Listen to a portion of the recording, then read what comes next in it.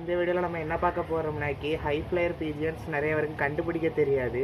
சாதா புறாக்களை ஹை ஃப்ளையர்ஸ்னு நினச்சி வாங்கிட்டு வந்துடுவாங்க. இன்றைக்கி அதுக்கான கிளாரிஃபிகேஷனை தான் கைஸ் பார்க்க போகிறோம். நம்ம சேனலுக்கு புதுசாக இருந்தீங்கன்னா மறக்காமல் சப்ஸ்கிரைப் பண்ணி வச்சுக்கோங்க. அப்போ தான் நம்ம போடுற எல்லா வீடியோ உங்களுக்கு உடனே நோட்டிஃபிகேஷனில் வரும். வாங்க வீடியோக்குள்ளே போகலாம்.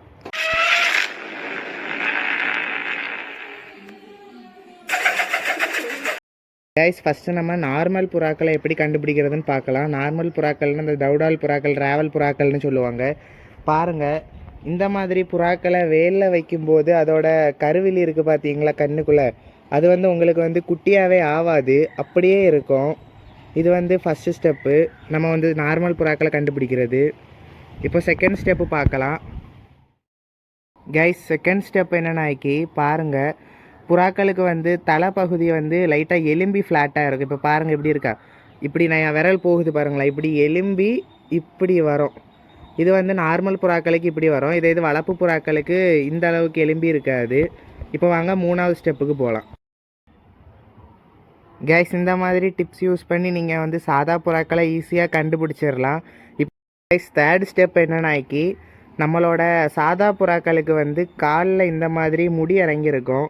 நம்ம வளர்ப்புக்கும் இறங்கியிருக்கோம் ஹை ஃப்ளையர்ஸ்க்கும், ஆனால் இந்த அளவுக்கு இறங்கியிருக்காது. இங்கே பாருங்கள், இந்த மாதிரி காலில் நிறையா முடி இறங்கியிருந்தனாலே அது சாதா புறா தான் கைஸ்.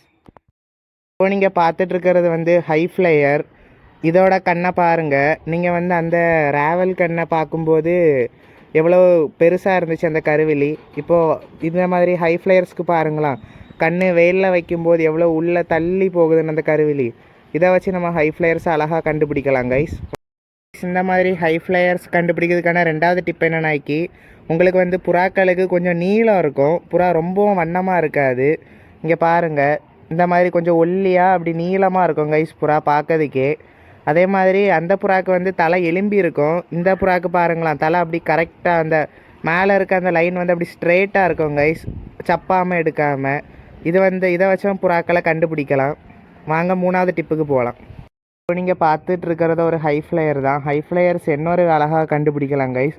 அதோட டேலை நீங்கள் எண்ணி பார்க்கணும். 12 வால் இருக்கும். 1 2 3 4 5 6, இந்த ஒன்று வளர்ந்துட்டுருக்கு, 7 8 9 10 11 12 13 14. இப்போ இதுக்கு 14 வால் இருக்குது. 12 வாலுக்கு மேலே நிறைய வால் இருந்தாலே போதும். 12 வால் இருந்தாலே அது ஒரு நல்ல ஹை ஃப்ளையர் புறா கைஸ். ஸோ இந்த மாதிரியும் நீங்கள் கண்டுபிடிக்கலாம். நார்மல் புறாக்களுக்கு அத்தனை வால் இருக்காது. இந்த மாதிரி மேலும் பிஜியன்ஸ் அப்டேட்லாம் தொடர்ச்சியாக பார்க்குறதுக்காகவும் புறாக்களை பற்றி நிறையா சுவாரஸ்யமான விஷயங்கள் தெரிஞ்சுக்கிறதுக்காகவும் நம்ம சேனலை சப்ஸ்கிரைப் பண்ணி வச்சுக்கோங்க. அடுத்த வீடியோவில் பார்க்கலாம்.